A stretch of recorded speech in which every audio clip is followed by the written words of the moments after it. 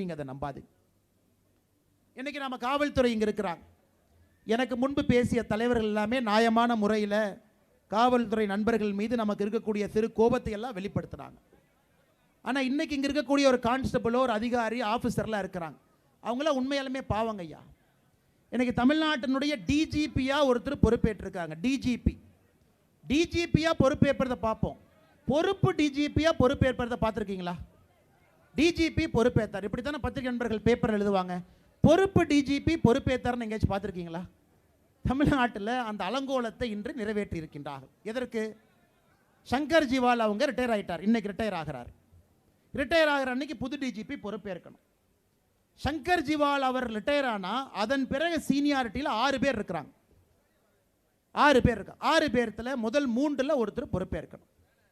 உடனே முதலமைச்சர் லிஸ்ட் எடுத்து பார்க்குறார்.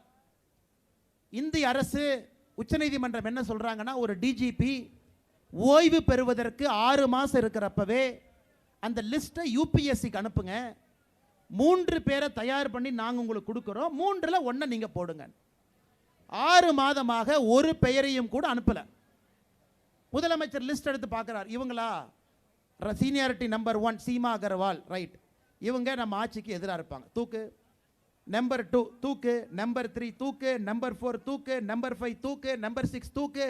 இந்தியாவில் எங்கேயுமே இந்த அநியாயம் இல்லைங்க. நம்பர் 7 தூக்கு, நம்பர் 8 தூக்கு. 9வது சீனியாரிட்டியில் யார் இருக்காங்களோ அவருக்கு நீங்கள் டிஜிபி என்கின்ற அந்தஸ்தை கொடுக்க முடியாது.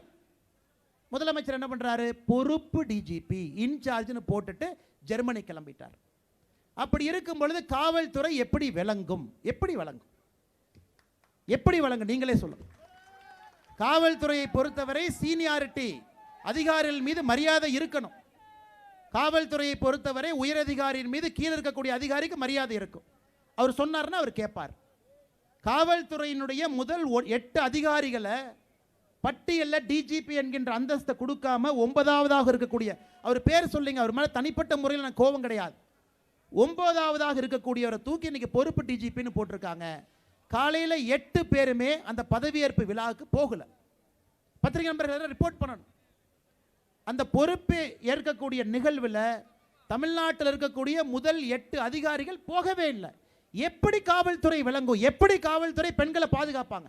அவர்களுக்குள்ளேயே கட்சி சண்டை, கோஷ்டி போசல், அவர்களுக்குள்ளேயே திமுக இந்த கட்சி அந்த கட்சியின் குரூப்பிசம் இருந்ததுன்னா ஒரு காவல்துறை எப்படி மக்களுக்கு பாதுகாக்க முடியும்?